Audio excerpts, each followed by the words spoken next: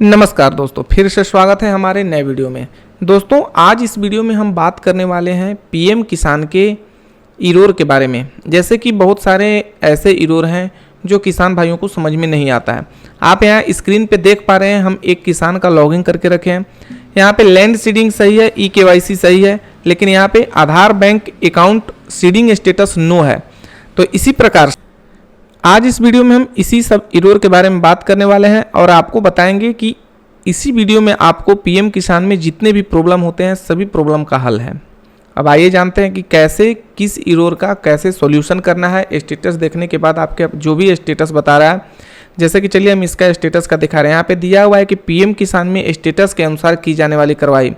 अगर आपका देखिए स्टेटस में बता रहा है रिजेक्टेड बाय सब district block, rejected by district और रिजेक्टेड बाय स्टेट, यानी कि तीनों का सॉल्यूशन एक ही है कि किसान को खतौनी यानी कि जमीन का रसीद खतियान जन सेवा केंद्र यानी कि प्रज्ञा केंद्र से अपलोड कराना है। इसके बाद कर्मचारी से मिलना है। अब आते हैं देखिए चौथा में पेंडिंग एट सब डिस्ट्रिक्ट ब्लॉक। अगर आप ऑनलाइन किए हैं पीएम किसान और आपका वो पेंडिंग है, तो यहाँ पे आप देख पा रहे हैं कि पेंडिंग एट सब डिस्ट्रिक्ट ब्लॉक का दिया हुआ है कि आप ब्लॉक लॉगिंग से पात्र किया जाना है, यानी कि इसको कृषि विभाग का कर्मचारी किसान से घोषणा पत्र लेंगे और इसको अप्रूव करेंगे। पांचवा में है कि पेंडिंग एट डिस्ट्रिक्ट, यानी कि उप निदेशक कृषि लॉगिंग से पात्र किया जाना है। छठा में है approved by district pending at state, यानी कि किसान को ब्लॉक एवं जनपद स्तर पर कोई कार्यवाही नहीं करनी है, कार्यवाही राज्य स्तर पे ऑटोमेटिक यानी कि स्वतः होगी। अब यहाँ पे देखिए 7वें नंबर पे दिया हुआ है एलिजिबल नो, यानी कि beneficiary is inactive due to income tax pay. अगर आप एक इनकम टैक्स पे हैं तो सरकार के अनुसार आप अपात्र हैं, अतः कोई कार्यवाही नहीं की जाएगी। आप इनकम टैक्स पे हैं तो आपको पीएम किसान का लाभ नहीं मिलेगा। 8वें नंबर पे दिया हुआ है एलिजिबल नो, यानी कि beneficiary is inactive due to ineligibility, माने बेनिफिशियरी इनएलिजिबल है।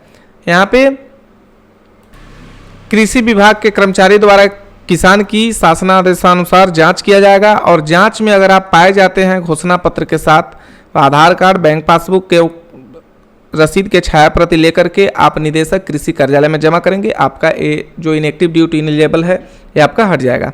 इसके बाद देखिए eligible no beneficiary is inactive due to death, यानी यदि कृषक जीवित है और उसका स्टेटस में आ जाता है कि बेनिफिशियरी ड्यू टू डेथ, तो कृषि विभाग के कर्मचारी द्वारा कृषक का जांच होगा और जांच में पात्र पाए जाने पर अगर आप जीवित पाए जाते हैं तो आपके पास घोषणा पत्र के साथ फिर वही आधार, बैंक और खतियान रसीद का 2 कॉपी लेकर के आप कृषि कार्यालय में जमा करेंगे, आपका चालू हो जाएगा। 10वां नंबर पे आता है farmer record has been rejected by PFMS bank, यानी कि अगर आपका 10वां इरोर आ रहा है कि farmer record has been rejected by PFMS bank, उसके लिए आपको अपने किसान के द्वारा बैंक और आधार संख्या को एनपीसीआई में सीडिंग कराना है, साथ ही यूआईडी को डीबीटी के लिए इनेबल कराना है। और अगर इतना नहीं करवा सकते हैं तो आपको एकदम लास्ट और आसान उपाय है कि आप इंडिया पोस्ट पेमेंट बैंक में खाता खुलवा लेंगे, आपका सही हो जाएगा।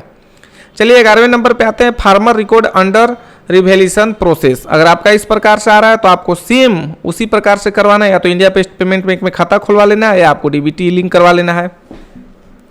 12 नंबर पे आता है कि आधार डेमो ऑथेंटिकेशन स्टेटस नो है। यदि कृषक का स्टेटस आधार से खुलता है और उसमें नाम आधार के अनुसार सही होता है तो कृषक को आधार सेंटर पर जाकर अपना आधार अपडेट बायोमेट्रिक एवं डेमोग्राफिक करवाना होगा।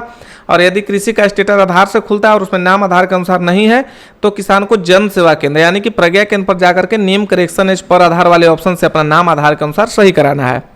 चलिए अब नेक्स्ट बात करते हैं 13 नंबर में आधार नंबर इज नॉट वेरीफाइड। यहाँ पे अगर आधार नंबर सही है और आपका आ रहा है आधार नंबर इज नॉट वेरीफाइड तो किसान को प्रज्ञा केंद्र में जाकर के नेम करेक्शन पर आधार वाले ऑप्शन से अपना नाम आधार के अनुसार सही कराना है। अब यहाँ पे देखिए आधार नंबर इज नॉट वेरीफाइड आ रहा है तो फिर आपको कृषक द्वारा सेम pmkisan.gov.in पे जाकर के वो फार्मर कॉर्नर में जाकर नया पंजीकरण किया जाएगा और कृषि विभाग से नया अप्रूवल लेटर मिलेगा। 15 में आएंगे farmer has been already registered on PM Kisan portal, please check your status from farmer corner under beneficiary status, यानी कि राज्य स्तर से किसान का डाटा वेरीफाई कर भारत सरकार को भेज दिया गया है, जल्द स्टेटस खुल जाएगा, अतः किसान ब्लॉक एवं अपने जिला स्तर पर कोई कार्यवाही नहीं करनी है। दूसरा 16 नंबर पे आते हैं stop by state on request of district, यानी कि अगर आपका पेमेंट स्टॉप बाय स्टेट और रिक्वेस्ट ऑफ डिस्ट्रिक्ट में रुका हुआ है तो कृषि विभाग के कर्मचारी द्वारा किसान की जांच होगा और जांच में अगर आप पात्र पाए जाते हैं तो आपका चालू होगा। 17वें नंबर पे होता है ई-केवाईसी नो। अगर आपका ई-केवाईसी नहीं है तो आप 3 प्रकार से ई-केवाईसी करा सकते हैं। पहला है पीएम किसान गवर्नमेंट की वेबसाइट से ओटीपी के माध्यम से जन सेवा केंद्र पर जाकर के ई-केवाईसी कराएंगे। दूसरा है अंगूठा लगा करके प्रज्ञा से ई-केवाईसी कराएंगे। तीसरा है पीएम किसान गोल ऐप के द्वारा आप चेहरे के माध्यम से खुद से ई-केवाईसी कर लेंगे। अब है नेक्स्ट 18वां नंबर लैंड सीडिंग नो। अगर आपका लैंड सीडिंग नो है तो आप कर्मचारी किसान से आधार एवं रसीद लेंगे और उसमें भूलेख अंकन करके एक्सएमएल फाइल बनाकर अपने जो भी ब्लॉक लॉगिंग से अपलोड करेगा, वहाँ पे आपका सही हो जाएगा लैंड सीडिंग। अब 19 नंबर पे आते हैं आधार बैंक सीडिंग स्टेटस। अगर आपका नो है तो आपको वहीं एनपीसीआई सीडिंग कराना है और साथ में यूआईडी डीबीटी के लिए इनेबल कराना है, या तो आप इंडिया पोस्ट पेमेंट बैंक में खाता खुलवा सकते हैं। और 20वां है डुप्लीकेट आधार रिकॉर्ड। स्टेटस चेक करने पर कृषक को 2 पंजीकरण दिखाई देते हैं, इसमें कोई कार्यवाही नहीं करनी है, यह स्वयं ही सही हो जाएगा। तो दोस्तों आप देखें कि पीएम किसान में जितने भी 20 प्रकार के एरर हैं वो किस प्रकार से ठीक किए जाएंगे। अगर हमारी वीडियो आपको अच्छा लगता है और समझ में आ गया है तो प्लीज़ हमारे चैनल को सब्सक्राइब करना ना भूलेंगे, क्योंकि हम आपके लिए नए नए प्रकार के नए योजना का जानकारी लेकर के आते हैं। अगर हमारा वीडियो सही लगा हो तो प्लीज़ चैनल को सब्सक्राइब कर दीजिएगा, लाइक कर दीजिएगा और दोस्तों के साथ शेयर जरूर कीजिएगा। चलिए फिर मिलते हैं नेक्स्ट वीडियो में नेक्स्ट टॉपिक के साथ। तब तक के लिए नमस्कार, जय हिंद, जय भारत।